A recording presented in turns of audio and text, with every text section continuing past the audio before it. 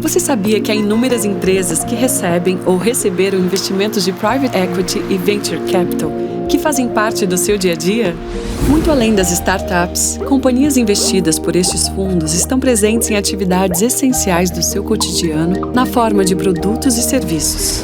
Quando você vai à farmácia, ao mercado, à academia, quando pede comida pelo aplicativo, quando viaja ou quando administra seu dinheiro, em todas essas situações, você se depara com empresas que têm ou tiveram investimentos de fundos de Private Equity ou Venture Capital.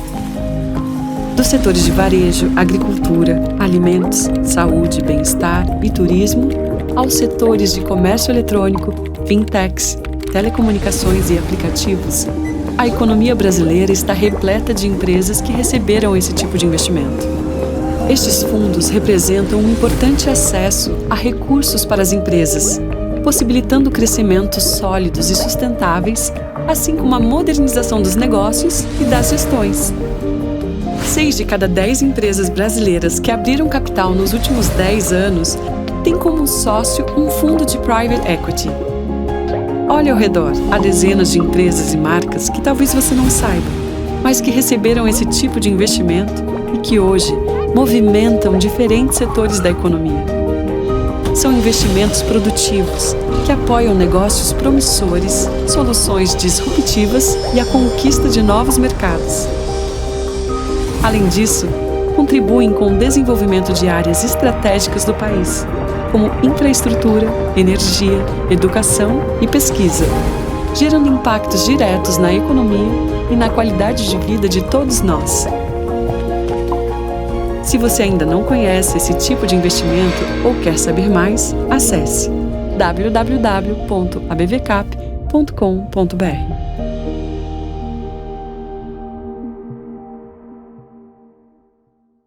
Cada vez mais ativa,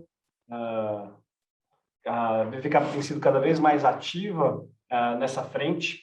Então, já desde algum tempo tem um trabalho para aumentar o número de mulheres em gestoras. Esse ano lançou a primeira turma do programa de mentoria para mulheres que atuam com investimentos de Private Equity e Venture Capital, para que nós possam trocar experiências, suporte e dicas de desenvolvimento para não só elas crescerem na carreira, mas que se criem ambientes mais acessíveis ou mais amigáveis para as mulheres trabalharem aqui no VC e no PE. Além disso, isso principalmente movido pelos resultados aí, sociais da pandemia, a taxa de desemprego crescente, sobretudo entre jovens. Também nesse ano surgiu uma campanha Contrate um Jovem e Transforme o País, que busca sensibilizar gestores de fundos de investimento e o portfólio de empresas desses fundos para a urgência da qualificação e contratação de jovens no Brasil. Então, hoje já temos aí 21 signatários e esse movimento já ajudou na contratação de mais de 100 jovens aqui no Brasil, pelos gestores, pelas empresas geridas aqui pelos fundos e pelos gestores afiliados à BVCap. E, por fim, também a BVCap se comprometeu recentemente com a iniciativa 30% Club, que é uma campanha global que visa aumentar a diversidade de gênero nos conselhos e cargos executivos de empresa. É com esse pano de fundo, é nesse momento, né, que a gente não pode mais, como gestor, como empresário, como na pessoa física, se furtar das discussões de igualdade de gênero, igualdade racial, igualdade de oportunidades, que, através do grupo de trabalho de impacto, que eu e a Paula da Antera ajudamos a liderar, junto com principalmente com a Cris. A gente traz essa série de webinars para abordar, né, diversidade, seus benefícios, seus desafios, e o que a gente vai tentar mostrar nesses painéis, esses 3 painéis, esses 3 dias, é que diversidade tem que ir muito além do checkbox do ESG. Não é falar, pronto, cumpri a minha cota. É entender efetivamente como um ambiente de trabalho mais diverso, um ambiente de trabalho em que as pessoas tenham espaço para falar, espaço de fala, sejam estimuladas a colaborar de uma maneira diversa, com backgrounds diversos, isso melhora o negócio, isso melhora a empresa, isso torna a empresa mais flexível e mais capaz de responder ao Brasil real, né? Vamos convir que sem um ambiente diverso, a gente não consegue entender, ou começar a entender o que é a vida ou o Brasil de verdade. Então, a ideia é mostrar os benefícios, a gente vai trazer os desafios, obviamente, mas principalmente tentar estimular a prática. Tá? Então, hoje, a gente vai começar com o painel. Eu tenho aqui o prazer de moderar o painel com 3 figuras incríveis, que eu vou pedir para eles abrirem a câmera. Então, estou aqui com a Italy Colini, da 500 Startups, a Thaisa Rosso, da X8, e o Oscar Decotelli, da DXA Invest. E aqui a gente vai bater esse primeiro papo, falando de diversidade e dos seus benefícios. Eu vou aproveitar para chamar primeiro a Italy, e a mesma pergunta que eu vou fazer para a Italy, depois passa para a Thaisa e para o Oscar. Italy, uma pergunta, né? Primeiro se apresenta, fala quem você é, para quem não sabe o que a 500 faz, e já tenta trazer assim como é que são as iniciativas que vocês trabalham, o que a 500, depois a X8, depois a DXA, tem feito de concreto e de material nessa frente.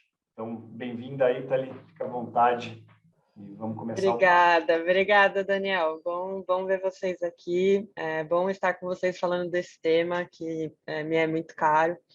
E, bom, a 500, eu trabalho na 500 desde 2018. A 500 existe desde 2010. Agora, né, nós acabamos de fazer uma transição aí de marca, chamamos 500 Global agora. E é realmente uma organização global. Nós somos uma aceleradora e um fundo de venture capital.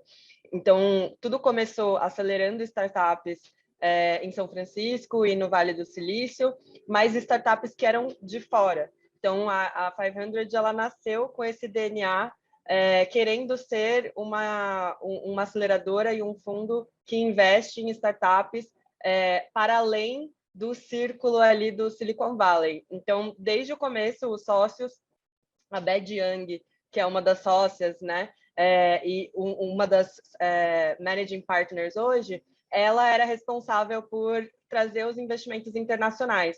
E, com isso, a gente começou a ter um portfólio bastante rico em empresas, não só de fora do Vale do Silício, mas de fora dos Estados Unidos também, né? Sendo que hoje, dos 33 unicórnios, né, que a gente tem no portfólio, acho que cerca de 45% são de fora dos Estados Unidos. Então, a gente também tem visto essa mudança acontecer ao longo do tempo, e eu acho que a 500 foi uma organização pioneira em acreditar nesse tipo de diversidade, primeiro regional e depois de diversidade de fundadores.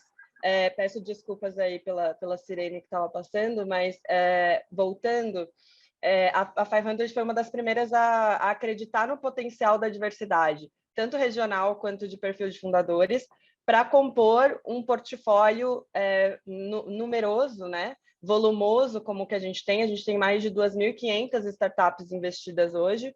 No Brasil foram pouco mais de 40 startups, dentre elas algumas que, né, já estão grandes aí, como a Conta Azul, a Descomplica.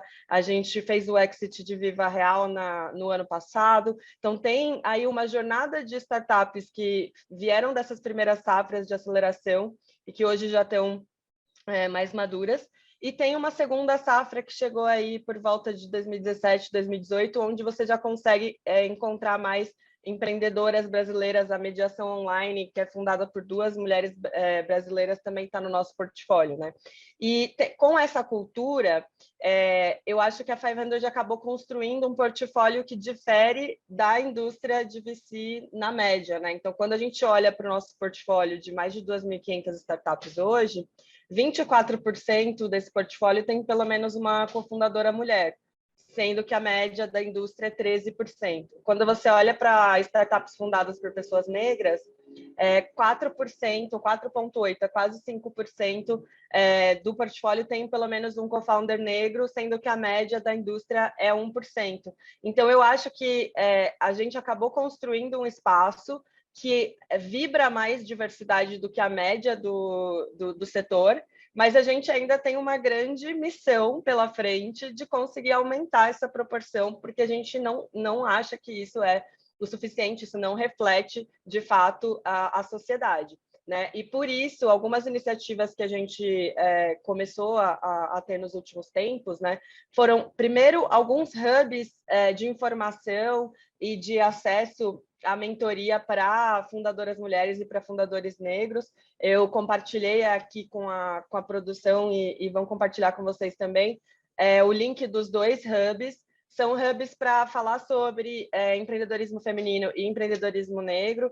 A gente acabou se aproximando também do movimento Black VC nos Estados Unidos, que surgiu ano passado para falar justamente sobre essa diversidade racial no meio das discussões que estavam acontecendo, né, no ano passado. E agora a gente está começando a implementar ESG, né, critérios de ESG, não só nas conversas pré-investimento, mas também no acompanhamento. Então, a gente também está sendo um dos primeiros fundos a começar a encarar o desafio de estabelecer ESG e Diversity and Inclusion, né, diversidade e inclusão, critérios ambientais, sociais e de governança, para que a gente consiga, logo nos estágios iniciais, educar esses fundadores e essas fundadoras, para que a empresa já cresça nesse molde, né?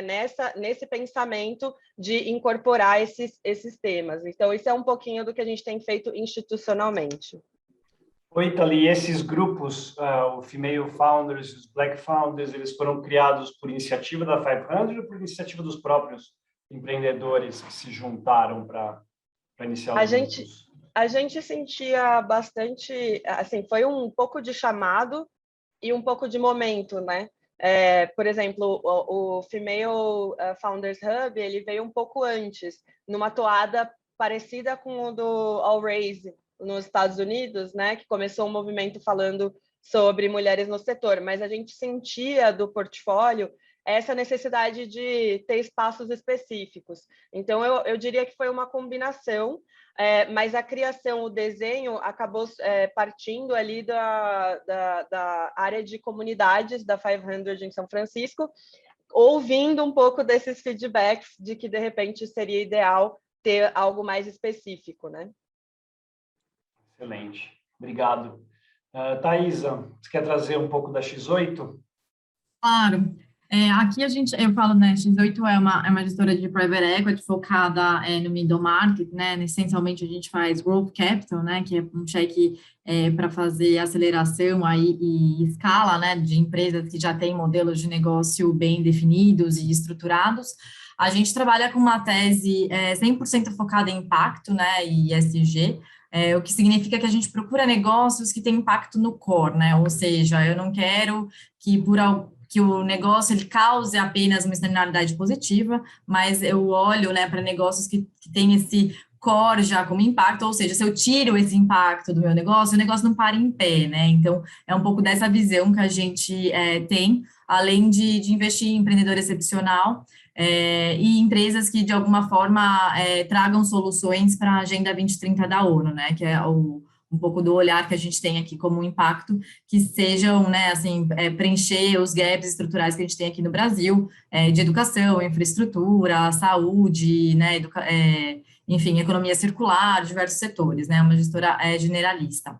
Eu, como sócia, né, eu sou responsável pelo processo de investimento todo, né, desde do screening, né, da seleção dos investimentos até o final do investimento, e também pela criação de valor, né.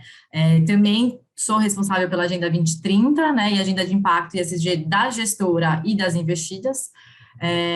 E aqui na BVCap, acho que super legal até pela sua abertura, Daniel. Eu faço parte do Comitê 2030, né, aqui da BVCap, que foi o comitê que desenvolveu aí a campanha do Contrate um Jovem, né, e Transforme o País. É uma campanha super importante aí de alta relevância, porque a gente sabe que é uma situação emergencial da gente conseguir alocar esses jovens, né, na força de trabalho, e que a gente tem aí um boom, né, demográfico que a gente precisa aproveitar para que não vire uma bomba, né, como a gente tem falado aí nas nossas discussões, né.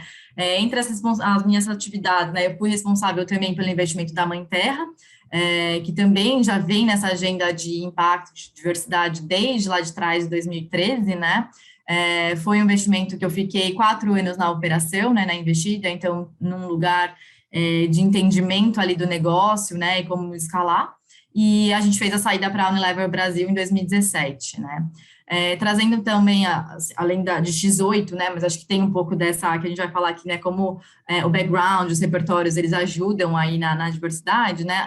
Do meu lado pessoal, eu sou embaixadora e doadora do Fundo de Bolsas do INSPAR, como missão aí de dar acesso e estudo de qualidade para alunos de baixa renda que não poderiam, né, cursar faculdades aí de ponta, sem a ajuda de bolsa, né. Também participo do comitê do Insper Angels, sou membro do comitê de Deal Flow, super envolvida no ecossistema de empreendedorismo, inovação, né, de mulheres no mercado de trabalho, né, no mercado de finanças, né, principalmente, e sou mãe do Theo. E, bom, esse papel é super importante. Eu sou pai do Bento e do Gabriel. E, como é que você tem visto aí o pipeline, Thaisa, em termos de diversidade? Tem aumentado, tem chegado mais coisa, não só fundado por homens brancos meia idade? Como é que estamos de diversidade no seu pipeline, se tem sentido? Legal, ótima pergunta. Acho que tem dois momentos, né, de diversidade. Eu ainda tenho visto muita concentração, sim, né, em fundadores homens. Também, mais assim, eu tenho participado de alguns grupos, né, de anjo, e que faz um pouco aí esse pré-screening aí que a gente consegue ter contato, né, que é o Sororité, que é um grupo também fundado só por mulheres, né, que busca mais startups e empresas fundadas por mulheres. Então, acho que é um movimento que tem sido bastante aquecido, né, por essa busca de mulheres na liderança, e também pelo fomento, né, que acho que todo o mercado tem dado, né, acho que super importante. E acho que além desse papel de gênero, né, e da fundação, eu ainda sinto muita concentração em Sudeste, né, acho que isso também é super importante. A gente busca também um pipeline diverso. Quando a gente fala de Brasil, a gente sabe de N diferenças, né, que a gente tem em regiões Norte, Nordeste, diversas regiões Sul e Sudeste, né, e a gente ainda vê muita concentração em Sudeste, não necessariamente só em São Paulo, mas também Minas, Rio, migrando um pouco para Sul, mas ainda a gente sente muita falta de empresas do Norte e do Nordeste, né, como motriz ali para a gente ter essas soluções, como eu mencionei, né, para preencher os gaps aí do Brasil, né, que a gente sabe que muitos deles não estão na região Sudeste, né, então ouvir de quem sente a dor, né, lá no Nordeste, principalmente, e Norte, né, acho que isso seria super relevante, e eu confesso que a gente ainda tem tido bastante trabalho, é um trabalho bastante árduo, de buscar essas empresas, né, middle market ou startups, e conseguir aí fazer os investimentos, né, quando a gente fala dessa questão mais geográfica. Legal, obrigado, Thaisa. Puxar você, Oscar, agora. Falar de você, da DXA, na mesma linha da Ita e da Thaisa. Traz para a gente sua perspectiva, por favor. Obrigado, Daniel. Queria primeiro agradecer aí a BVCap pelo convite. É um prazer aí participar com vocês e trocar um pouco sobre nossa história também, bater papo, aprender também, né? Assim, esse quesito de diversidade, para mim, né, nasceu em casa, né? Minha família, né, é uma família que, de um lado, são originalmente escravos que vieram, a gente descobriu, vieram da Angola. De um outro lado, né, uma família que veio, né, judeus que fugiram da Espanha e vieram acabar vindo para o Brasil, né? Então, essa mistura, né, de uma certa forma, mistura de brasileiros. Então, fui criado muito com essa história, né? Estudei na PUC aqui no Rio de Janeiro, na economia, era o único negro lá, e quando eu fui começar a DXA, né? Também tive a surpresa de ter sido um dos primeiros negros a começar uma gestora de recursos de private equity e venture capital no Brasil, sabe? Não pensei muito nisso antes, mas vim a descobrir isso depois, sabe? A gente super feliz com isso, né? A DXA, ela acaba tendo um reflexo disso. Nós somos 8 sócios aqui na DXA, mas são 3 sócios, são os managing partners, eu, a Daniela e o Flávio. Então você vê 3 managing partners, né? Um negro, um homem branco e uma mulher. Né? A Daniela é uma das primeiras mulheres em private equity no Brasil, começou em 96 na Opportunity em private equity, sabe? Então, assim, tem sido uma história muito interessante. Nós somos 30 pessoas aqui na DXA, basicamente metade do time são mulheres, e isso acaba refletindo um pouco nos negócios, tá?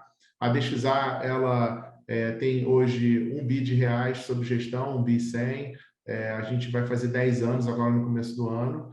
E a gente, há mais ou menos um ano e meio, a gente virou uma empresa digital. A gente virou uma das primeira gestora digital na região, onde os investidores nossos eles entram pela internet para investir. Isso com o intuito de poder democratizar mais o investimento, pensando também na diversidade, de conseguir fazer transformação na vida das pessoas através de poder investir em equity, né? Que é o melhor investimento no longo prazo. Então, também olhando de onde eu vim, de onde, né, os meus parentes, meus amigos, todos vieram, também olhando com esse ângulo, tá?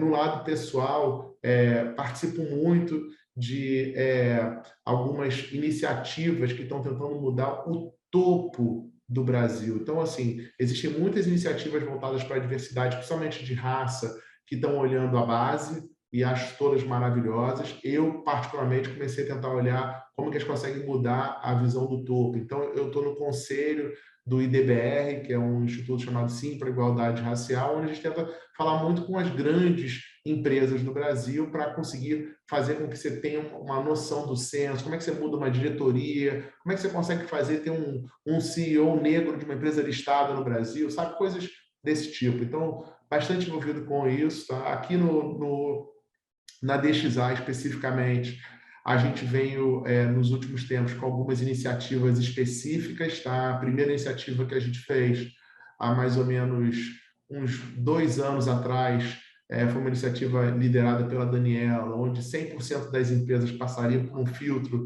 de uma análise nossa, de um relatório nosso interno de ESG. Então, assim, a gente tem o nosso próprio screening, nosso próprio ranking interno de todas as empresas. Isso faz parte do comitê de investimentos. Então, a gente consegue separar, às vezes, 2 empresas que têm muito parecidas, e aquela que tem a nota melhor no ESG, ela acaba passando na frente, no nosso caso aqui, tá? E isso acaba refletindo no portfólio. A gente, só para dar uma certa noção para vocês, a gente, hoje, quando você pega todos os quadros de todas as empresas que a gente tem hoje, tem mais mulheres do que homens. Então, hoje, cerca de 70% de todos os quadros das empresas somados tem mais ou menos 70% mulheres, tá? E a gente fez uma iniciativa junto com a Luana Zemela, né, que acho que vocês têm até um painel com ela em alguns próximos dias aí, da Dima. A gente fez um projeto chamado Roots, que é a ideia de um fundo voltado para empreendedorismo, né, voltado para negros, né, indígenas também, e a gente tem olhado muita coisa nessa direção. E um outro lado, só para dar um pouco de noção para vocês, nesse último ano, a gente investiu cerca de uns R$70 milhões, tá, em uns 7 negócios. 100% foram de diversidade. Então, 100% das empresas que a gente investiu ou tinha uma fundadora mulher ou tinha um fundador negro. E tenho bastante orgulho de dizer que a gente investiu numa empresa de 2 fundadores negros, só para dar uma noção, 2 fundadores, só negros fundadores. A gente investiu R$20 milhões numa empresa que o faturamento, antes da gente entrar, tinha R$3 milhões de faturamento. Então, assim, uma coisa realmente diferenciada. Então, assim, a gente que é... Fala o nome da empresa, Oscar. Desculpa interromper, mas fala quem é. Depois até te conto, a gente não pode notificar porque a gente está falando com jornalistas e vai divulgar, vai ser bem legal. Mas, assim, vai sair por aí e tal, essa notícia. Então, assim, a gente está super orgulhoso disso, porque a gente acha que a gente aqui está trabalhando muito para ter casos aspiracionais, sabe? A gente tem trabalhado muito com essa ideia. Vamos trabalhar para ter os grandes casos, para que as pessoas olhem, caramba, está acontecendo aquilo, caramba, eles conseguiram investir 20 milhões de reais em uma única empresa, e então tem que conseguir também investir. Se aquela empresa DXA, pequena daquele jeito, está conseguindo fazer isso, os grandões também têm que se mexer para poder fazer, sabe? Então, assim, acho que é muito disso que é um pouco da nossa história. Desculpa ter falado demais aqui agora, mas, assim, é um pouco desse nosso DNA. O dia a dia, eu sempre falo, o dia a dia focado para pepinos, né? Então, resolver ajudar as empresas nos pepinos, né? Eu tenho 3 filhos e é aquela coisa, quando um está doente, você dá atenção para aquele que está doente, o que tá bom, você manda para a escola e fica com aquele que está doente. Então, qual é a empresa que está com problema no momento? Você dá aquela atenção, né? Então, assim, a gente foca muito em acreditar que esse Brasil empreendedor, né? Pequenas e médias empresas, é o que realmente consegue mover. Para a gente, tanto faz se o PIB vai subir 1%, vai cair 1% no ano que vem, não faz diferença. Esse empreendedorismo brasileiro está assim, pungente, está crescendo demais, maravilhoso, cheio de oportunidades, cheio de mulheres, cheio de negros, nossa, tantas brancos, todo mundo, gente, tanta oportunidade tem surgido que a gente está muito animado aqui com os investimentos. Oscar, você falou da Luana, a Luana vai estar aqui no painel na quinta-feira, no terceiro painel do último dia, painel imperdível também, fica aqui a dica. Vou liberar aqui, pessoal, tem aqui no chat uma lembrança, mas fiquem à vontade para mandar as perguntas aqui. A gente vai ter tempo para fazer perguntas da turma, tem aqui o Q&A no Zoom, você clicar. Só queria fazer Fiquei curioso, Oscar, com essa iniciativa de investir online. Eu preciso ser um investidor profissional, eu posso ser qualquer investidor, qual o ticket mínimo que eu preciso usar? Vocês têm alguma demografia de o que isso fez com qual o perfil dessa turma que está entrando? Olha, é uma coisa ainda relativamente nova, mas assim, a gente não trabalha muito com o investidor final ainda direto, a gente trabalha ainda em B2B, B2C, né? Então, a gente vem trabalhando um processo educacional, para a gente é muito importante. Então, assim, a gente vem paulatinamente diminuindo o cheque, mas, assim, ainda não tem muitos dados que eu possa dizer, não, olha, fez uma transformação ali. Porque a gente tem pessoas próximas nossas que a gente consegue, olha, a gente consegue já participar, mas a gente definitivamente vê que esse processo da legislação tem ajudado bastante para a gente ver, com o passar do tempo, isso vai ser transformacional, sabe?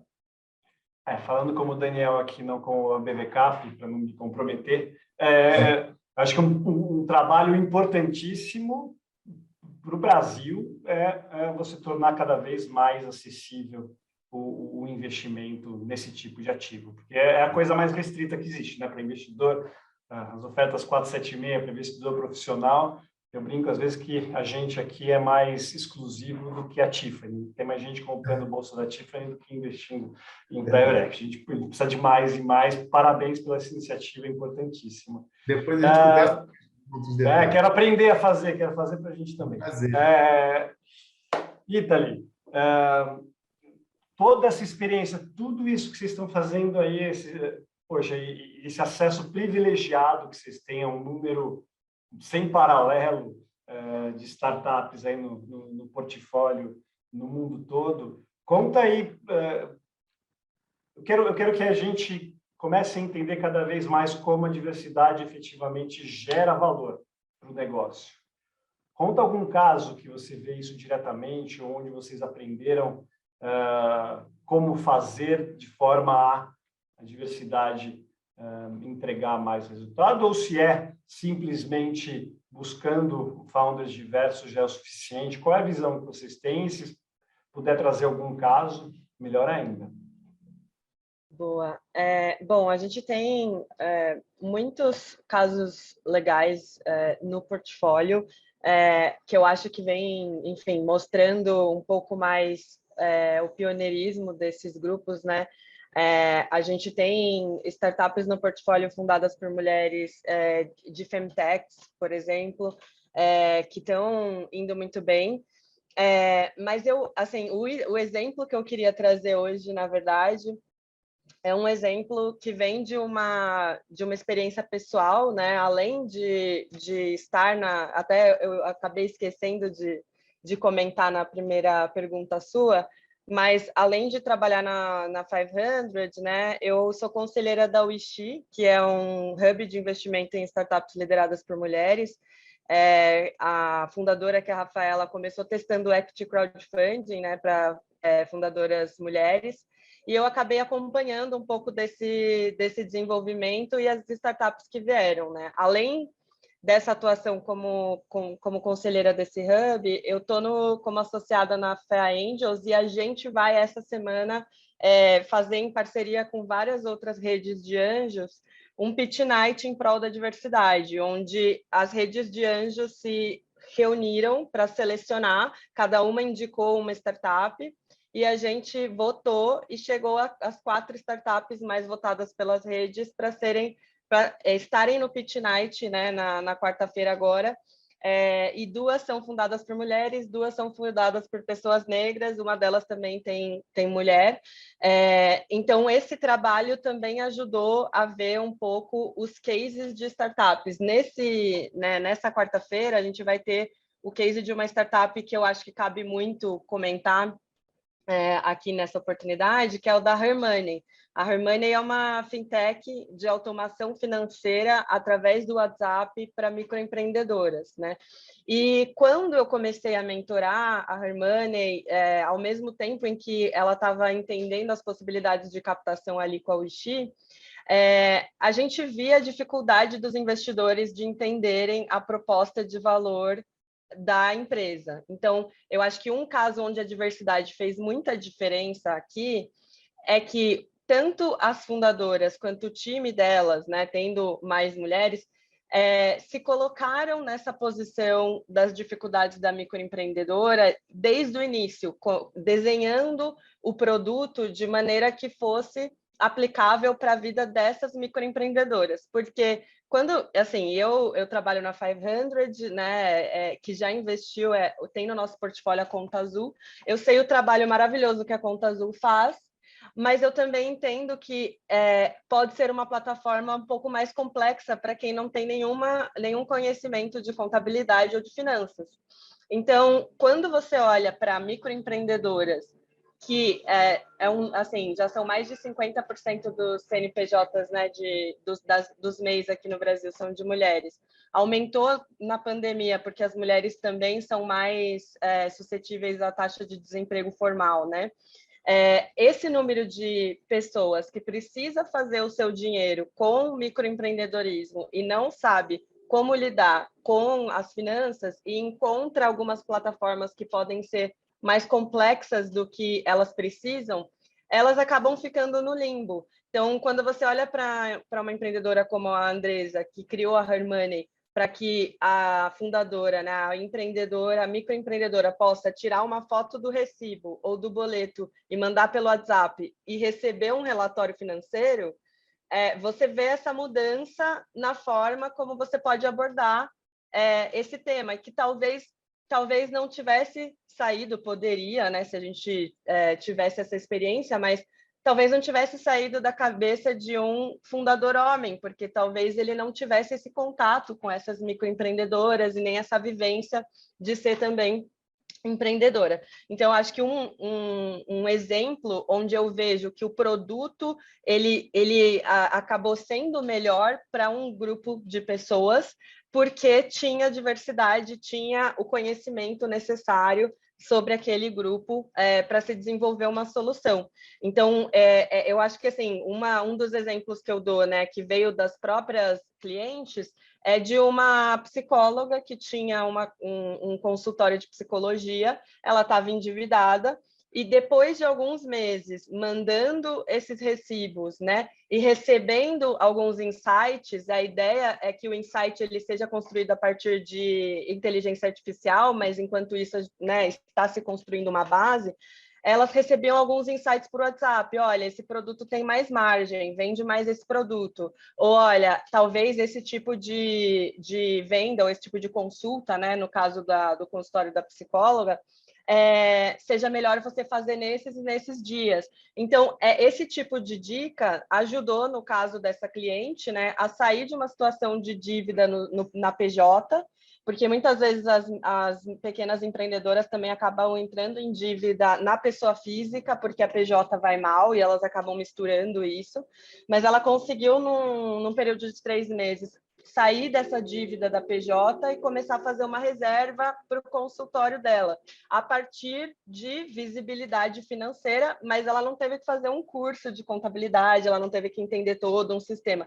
Então, acho que esse foi um dos exemplos mais presentes e recentes que eu tive de entender, poxa, quando o produto é feito por pessoas que entendem a persona, que estão em contato, né, com a persona, você vê coisas muito interessantes surgindo, que de repente pode vir a se tornar uma grande marca só para empreendedoras mulheres, como poderia vir a ser para microempreendedores também. Mas o fato dela ter focado em empreendedoras mulheres e executado esse foco na construção do produto, deu para ela um produto que tem muito engajamento, sabe?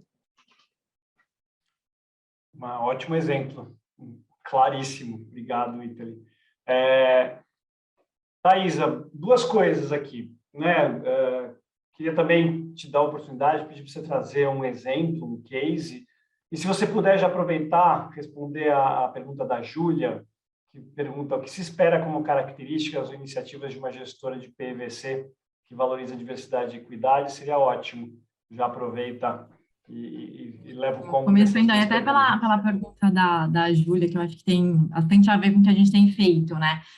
Aqui, assim, quando a gente fala de X8, né, falando um pouco de gestora e quais são as nossas práticas, né, trazendo equidade e a questão de gênero, né, e outras diversidades, a gente tem uma gestora que tem um perfil super diverso do quesito de idade, então a gente tem né, jovens aí de 20 anos até 60 anos, que acho que é super importante também esse mix para a gente ter essa transformação digital, né, e a gente sempre se manter atualizado, acho que por um lado, né, e também porque acho que a diversidade, além de ser necessária por tudo que a gente já falou aqui, vai falar, etc., é super importante para uma gestora como a nossa, né, ter esses diferentes backgrounds para ajudar a gente a identificar negócios, tá? Então, se a gente fosse todo mundo igual, com a mesma visão, mesma perspectiva, as mesmas dores, né, a gente não conseguiria localizar esses negócios diferentes e negócios tão importantes, né, e acho que até a gente aprender diariamente como criar essa inclusão na sociedade, né, e da investida, através das nossas atitudes, na forma de falar, como que a gente vive isso dentro de casa, né,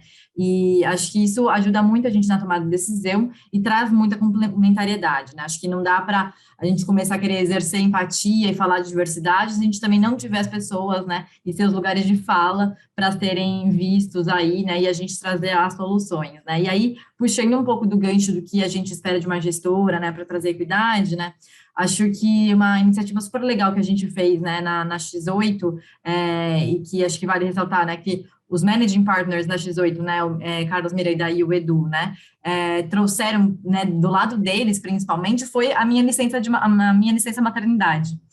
Que hoje, assim, a gente vê que é super comum, né, pela lei brasileira CLT, são 4 meses, né, quando a gente fala de sociedade, ainda fica muito, né, ali nos sócios, né, como que você quer definir isso, e o que a gente fez foi, basicamente, colocar 6 meses, que seria, né, já a empresa cidadã, né, como lei da empresa cidadã, só que muito no meu lugar, né, do que eu precisaria de necessidade, podendo ajustar a minha licença conforme necessidade ou conforme adaptação que a gente, né, enfim, que o Theo fosse ter aí ao longo da sua vidinha, né, e a minha como mãe, né, então, inclusive eu voltei com 5 meses e meio a trabalhar, e aí eu tive um problema, né, familiar e tal, e aí eu precisei de mais tempo e a gente repactuou, né, então acho que essa visão, né, e todos são pais, né, acho que isso também é super importante, né, de conseguir entender né, a maternidade, a paternidade, as necessidades de um bebê, né, a questão da amamentação, que é super importante, também é é um lugar ali, né, até de doenças, né, enfim, de evitar doenças, né, então super importante para a saúde, tudo.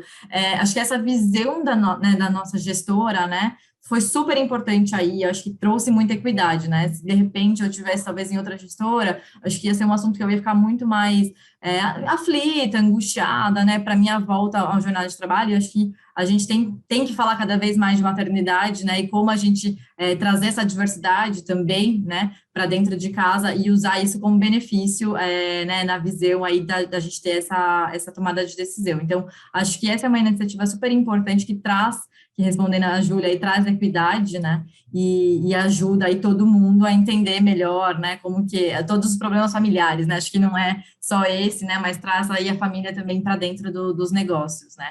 E aí, quando a gente fala de um case prático, Daniel, que você me perguntou, acho que um super legal que a gente tem é o case da Home Agent. A Home Agent, ela é uma empresa de contact center home-based, né? Ela começou aí muito antes de pandemia e quando a gente viu aí o home office sendo aderido, né? Por todas as empresas, ela já vinha nesse modelo de trabalho e acho que um dos principais fatores, né, do sucesso da Home Agent foi dar acesso, dar oportunidade de trabalho a muitas mulheres que não poderiam trabalhar por, seja família, crianças, logística, de morarem muito longe de outros empregos, né? Seja por quaisquer outros problemas ali, dificuldades e desafios. E aí, com a Home Agent, isso foi, e na sua maioria são mulheres também formadas, né, com curso superior, e que estavam fora do mercado de trabalho. Então, hoje, a Home Agent, no seu modelo de negócio, ela tem mais de 70% dos funcionários, que a gente está falando de 1.000 pessoas, tá, na folha, sendo mulheres, a maioria delas com formação superior, que conseguiram, então, acesso a essa oportunidade de trabalho, e com essa oportunidade de trabalho, dobrar a renda das suas casas, né, porque antes era só o marido que tinha essa oportunidade.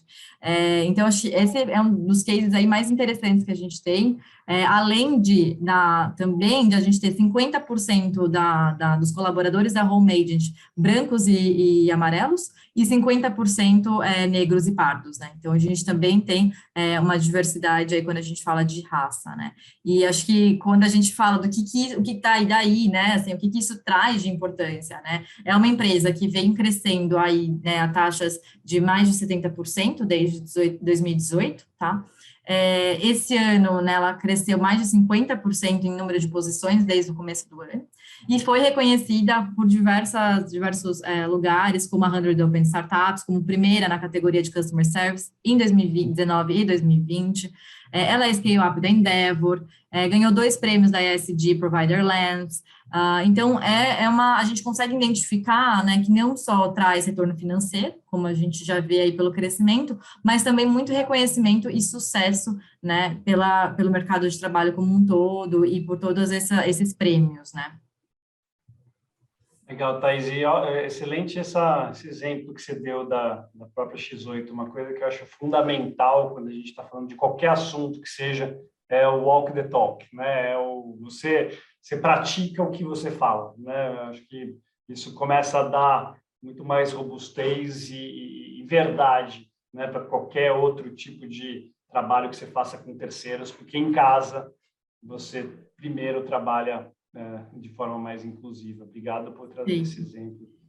Que bom. Oscar, eu vi que você já estava respondendo aqui no Q&A o Rodrigo, então eu já vou aproveitar para você fazer ao vivo, né? Porque o contexto dessa pergunta, eu queria, claro que você não pode dar muitos detalhes da empresa que está investindo os 20 milhões de reais, dos 2 fundadores negros, mas tem muita gente que fala que, poxa, é difícil porque tem pouco empreendedor ainda de negócios escaláveis que são negros, mas fazer esse tipo de investimento ele é fundamental porque ele mostra que é possível. Mas também tem esse trabalho importante que o Rodrigo traz, né, de você começar a fomentar e jogar as sementes para daqui a 5 anos, 10 anos, sei lá quanto tempo que isso vai levar, não seja uma exceção, né? Uma empresa como essa que você está investindo. Então, eu queria que você respondesse, Rodrigo, já que você já estava respondendo, mas eu queria também que, se você pudesse, de onde surge essa empresa, né? Um pouco, algo que você possa dar para a gente de onde esses empreendedores, como eles tiveram a força, ou de como eles furaram essa barreira, né? Que eu acho que para ser empreendedor negro no Brasil é como ser esportista no Brasil ganhando medalha de ouro na Olimpíada. Você tem que ser herói para vencer todas as barreiras e desafios. Então, se pudesse dar essas duas cores de quem já chegou lá e um pouco do que isso que o Rodrigo está perguntando. Olha, eu acho que a primeira coisa é importante a gente entender, uma coisa que a Thaisa estava falando que eu achei bem interessante, né? Essa questão da diversidade na gestora, tá? E isso é parte da resposta, tá? A gente vive muito aqui empreendedores negros que me procuram por eu ser negro. Empreendedoras mulheres que procuram a Daniela por ela ser mulher. Quando tem uma reunião, o empreendedor negro faz a reunião na frente de todo mundo, chega 2 dias depois, ele me manda uma mensagem, quer conversar só comigo. A mulher faz a mesma coisa com a Daniela. Então, assim, a diversidade é importante. O Flávio, meu sócio, tem 60 anos, às vezes o empreendedor vai querer conversar só com ele, eu quero falar com o cara que tem cabelo branco e tal, sabe? Então, eu acho que é muito importante essa diversidade no pré e no pós-giro também. Porque às vezes vão ter determinados problemas que vai ter coisa que a Daniela tem que falar com o jeito dela, tem coisa que é o Flávio, tem o jeito que é o Oscar. Então, é importante que a gestora tenha essa diversidade. Acho que isso a primeira coisa é um ponto. E os empreendedores acabam procurando. Tem muita gente que procura a gente, tá? Aí, esse empreendedor, por exemplo, dessa clínica odontológica que a gente investiu, eles nos procuraram. Conheci através de como? Através de conexões de eventos sobre raça, diversidade, e falam, opa, calma assim, tem um fundo liderado por um negro, como assim? Eu quero conhecer vocês. Então, foi a partir daí que a gente começou a conhecer eles, tá? No que tange ao que o Rodrigo está comentando, eu faço um paralelo aos Estados Unidos, tá? Os Estados Unidos ele é uma ótima referência para a gente quando a gente olha a cadeia que eles conseguiram construir e, de fato, tudo mudou quando o Obama virou presidente, no quesito da raça, tá? Eu estou dizendo ali nessa parte. Quando o Obama virou presidente, muito do capital acabou sendo desenvolvido. E se você for olhar, né, hoje no Brasil, os negros mais ricos ainda são de entretenimento ou de esporte, tá? Nos Estados Unidos, o negro mais rico é o Robert Smith, que é um gestor de investimentos em venture capital e tal, um cara como a gente, tá? Então, isso faz muita diferença no aspiracional de uma geração, tá? Então, isso faz diferença. O que eu vou estudar, o que eu vou jogar, o que eu vou cantar, tá? Então, toda vez que você fala, um negro de sucesso, é o cara que é o cantor, é o cara que é o jogador, tem que lembrar que tem um efeito no impacto. É ótimo, mas você tem um impacto na cadeia. O que os Estados Unidos fez? Investiu em todos os lados da cadeia. Isso demorou 30 anos.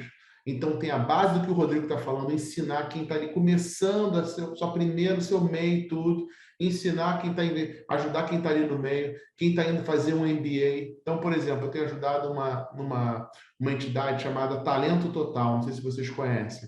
A Talento Total ajuda jovens negros da América do Sul a ir estudar em Ivy Leagues nos Estados Unidos, fazer MBA nessas faculdades. Como que você consegue entrar nela? Não é dar bolsa, é como é que você consegue entrar. É a coisa mais difícil você conseguir entrar. Então, depois que ele for lá, como você consegue arrumar um emprego num lugar top? Tá? Então, assim, esse é o tipo de coisa. E eu vou dar um exemplo, que você pediu vários exemplos, tá? Eu não vou dar nem de uma empresa exatamente. Eu vou dar um exemplo de uma pessoa que trabalha comigo, por exemplo, tá? Que eu conheci através do IDBR, que foi a Marina, que voltou dos Estados Unidos, trabalhava na Goldman Sachs, veio pro Brasil, morava 6 anos nos Estados Unidos, falava inglês fluente, e voltou para o Brasil e não conseguia um emprego, por exemplo. E eu conheci ela e falei, caraca, eu falei, cara, você vai arrumar um emprego em 2 semanas, cara, pelo amor de Deus, com um currículo desse maravilhoso. E não conseguia arrumar um emprego, por exemplo, no mercado financeiro. Você imagina uma pessoa com esse tipo de currículo, entendeu? E depois de 2, 3 meses, eu falei assim, caraca, vem trabalhar comigo, pelo amor de Deus, que eu quero ter uma pessoa como você. E vem trabalhar, estamos aqui juntos há tanto tempo já trabalhando. Esse é um tipo de um exemplo de como que ainda acontece esse tipo de coisas no nosso mercado, que ainda fala tão abertamente de que quer diversidade, de que quer tudo abertamente. Então, assim, eu acredito, resumidamente, essa questão. Tem que investir em toda a cadeia, desde o comecinho, mas também de arrumar empregos de alto padrão, a investir o cara que vai começar a empresa dele, e depois, quando ele vai montar a empresa dele, saber que, assim, às vezes eu vejo muito fundo aumentando a barra porque é uma empresa de negro, porque é uma empresa de mulher, não diminuindo a barra. E aí você vê algumas empresas que são no papel sendo avaliadas em milhões e milhões e milhões, entendeu? Então, assim, eu queria só dessa visão geral, assim, e muito legal, assim, Thaisa, suas colocações, assim, achei muito legal esse ponto de idades também, diversidade de todos os lados, isso agrega muito para as empresas também. O Rodrigo também adorou sua resposta, Oscar, a Ítali também. E, Rodrigo, eu acho que uma coisa que você pode fazer, Rodrigo, tem um programa que a Thaisa citou, que ela faz parte aqui na BVCap, de Contrate um Jovem. Entre em contato com a gente, entre em contato aqui com a Cris ou com a BVCap, traz o currículo dessa turma para cá, para a gente conhecer, ter a oportunidade de dar mais visibilidade para o pessoal que tem sido formado aí nos seus cursos, tá bom? Não alinhei com a Cris, mas acho que é para isso que existe esse grupo, né, Thaisa, também? Isso, e inclusive ele é parceiro já nosso pela Despertar, tá? Isso. E aí acho que só fica o complemento que, enfim, se passar ali dos 24 anos, 25, 26, enfim, o que tiver, manda pra gente mesmo assim, acho que super válido. Sim.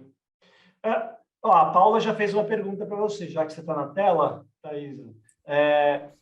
E eu acho que essa pergunta vale tanto para a Ítali quanto para o Oscar. Vocês têm sentido diferença na abordagem dos investidores, dos LPs, como a Paula fala? Eles têm pedido mais diversidade? Eles têm olhado isso no nível da gestora? Quem é que tem olhado? Né? E se aumentou, quem é? Né? Quem são esses investidores? O que eu sinto, assim, quando a agenda desses investidores, ela tá vindo ali, Daniel, quando a gente fala de investidores, family offices, né, pessoas físicas, enfim, quando essa agenda tá vindo principalmente pela nova geração, né, pelos filhos ali e tal, eu acho que é uma agenda mais proativa nesse sentido, tá? Já de buscar, de perceber, de questionar a diversidade na gestora, não só nos investimentos, né, de olhar para isso como, talvez até como uma comparação ali, vis-à-vis outros fundos, outras gestoras, né, que eles, de repente, estão estudando para investir, tá? Quando eu vejo, talvez até assim a geração atual, né, dos investidores, ou mesmo institucionais, tá?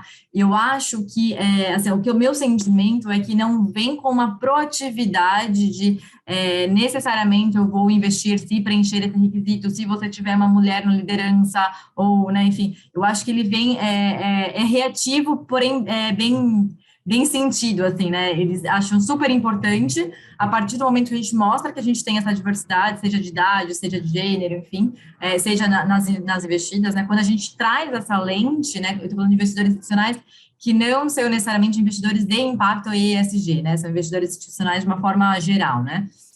Aí, quando a gente traz essa lente, eles acham super bacana, entendem, né, essa posição, entendem, né, o quanto isso traz de valor, mas eu acho que é um pouco reativo nesse sentido, tá? Não sei, Oscar, você quer complementar? Como que você sente? Eu diria que lá fora é um pouco mais real, né? os investidores estrangeiros. A gente passou por uma due diligence há pouco tempo do Banco Mundial, e aí já era bem específico, número de pessoas, número de mulheres e negros e latinos, bem específico. Eu acho que já tem se tornado mais uma realidade nesses investidores institucionais, mas eu concordo super com você, Thaisa, nos family offices, esse perfil está bem nessa linha. Só diria que alguns institucionais lá de fora já estão já com essas regrinhas ali, querendo atingir determinadas cotas, vamos dizer assim, que eles estão querendo ter no portfólio deles. Eu concordo com essa visão. Você olha para family offices aqui no Brasil, é um clube mais fechado, digamos assim, que não necessariamente se sente obrigado a seguir regras que estão vindo, né? E agora, quando você olha grupos grandes, né? Você olha uma BlackRock fazendo essas cartas públicas, puxando a agenda, e olha também os multilaterais, que são bancos que aportam para Venture Capital e Private Equity. Hoje é muito difícil você conseguir captar com um multilateral se você não tiver diversidade de gênero, pelo menos gênero, que eu acho que a agenda de gênero está um pouco mais avançada que a de raça, né? A gente sente isso. Mas você não consegue captar se você não tiver uma certa diversidade de gênero e raça dentro dos times. Então, eu acho que, se tratando dos multilaterais, eu tenho sentido isso forte. Por exemplo, o BID Lab tem uma política forte em relação a isso. Então, eu acho que quando é um dinheiro, né, de institucional e com um dever fiduciário, tem governo no meio, essa agenda está mais posta e está sendo mais cobrada. Quando é questão de family offices e grupos menores, aí eu sinto que eles não se sentem tão obrigados a seguir essa rota, mas, na minha humilde opinião, eu acho que eles vão acabar aderindo porque vai ser uma política de setor, não vai ser uma política de um grupo dentro do setor de VC Private Equity. Eu acho que essas vão ser... assim que a gente tiver também mais clareza sobre padronização, né, Daniel, que também tem isso, tem uma discussão sobre como padronizar esses critérios, sobre como acompanhar esses critérios. Então, eu acho que tem um grupo que está mais adiantado, puxando essa agenda, e tem um outro grupo que vai vir a reboque ao longo dos anos, mas ninguém vai escapar da agenda ESG diversidade, não. Também não tenho dúvida. A gente tem 2 minutos, eu não queria não deixar vocês com a última palavra. Então, mas vocês têm 20 segundos para falar uma palavra sábia, alguma mensagem, alguma coisa sobre o tema para o público que veio assistir a gente aqui. Já vou começar com você, Itali, que está aqui na minha tela. Vai você, a gente circula, vai. Meio minutinho, 20 segundos para mensagem. Primeiro, obrigada pelo convite. É um papo que precisa ser levado para todos os cantos do setor, mas a gente precisa linkar esse papo com ação. Então, se você é gestor de Private Equity e Venture Capital e você ainda não conversou com mulheres empreendedoras, pessoas negras empreendedoras, LGBTs que empreendem, no último mês, a sua tarefa, saindo dessa call, olhar para o seu pipeline e marcar uma conversa com empresas que têm fundadores com essas características e parar para ouvir. É só isso que eu peço. Parem para ouvir essas experiências, que vocês vão aprender muito e vão descobrir muito talento. Boa. Thaisa? Primeiro, acho que parabéns pela BVCap, acho que de trazer esses painéis, né? Acho que esses 3 dias que a gente vai falar aí de diversidade são fundamentais. Acho que, como a Itali falou, a gente precisa gerar discussão, né? E começar a trazer essa discussão para a ação. Acho que a gente precisa quebrar preconceitos, né? Então, seja aí da maternidade, seja, né, de todos os assuntos que a gente trouxe aqui de diversidade, de contratação de jovens, mas acho que que a mensagem que eu queria mesmo é que a gente precisa de massa crítica, né? Quanto mais gente trabalhar em prol, né, de trazer a diversidade, mais diverso sim a gente será, né? E acho que é isso que a gente precisa, e de gente diversa fazendo esse call to action, acho que é fundamental. Verdade. Oscar? Poxa, queria agradecer pela oportunidade, gente, foi um bate-papo super legal. E o que eu diria é o seguinte, o sucesso para ganhar dinheiro com investimentos em empresas é ver a persistência, né? Persistência para esses negócios crescerem, resiliência. E não tem pessoas mais resilientes do que as pessoas diversas, porque nada veio fácil na vida delas, né? Então, assim, a diversidade ela está conectada com resultados mais superiores, porque são pessoas que, na sua essência, são mais resilientes. Né? Obrigado aí a todos, foi um grande prazer. E estou à super disposição aí para conectar com quem quiser. Um grande abraço. Excelente painel. Obrigado, Ítali, obrigado, Thaisa, obrigado, Oscar. Queria agradecer também Paula Salomão, a Cris Nascimento, a Julia Lima da BVCap, que são responsáveis principais por a gente estar aqui hoje nesse evento de 3 dias. Amanhã, às 5 horas, então, a gente volta para falar da questão de gênero na hora de captar recursos. Ouvi falar que é mais fácil, se você for diverso, captar recursos, né? Acho que parece que não tem problema nessa frente. E na quinta-feira, que a gente vai ter já a Luana, que já citada agora 3 vezes aqui nesse painel, que ela vai falar sobre o que levar em consideração na implementação e sustentação de uma estratégia de diversidade para a gente alcançar sucesso no longo prazo. Então é isso, gente. Tem mais 2 painéis, mais 2 dias. A gente agradece a presença de todo mundo, os palestrantes, os organizadores, quem estava aqui ouvindo. E até a próxima. Obrigado, gente.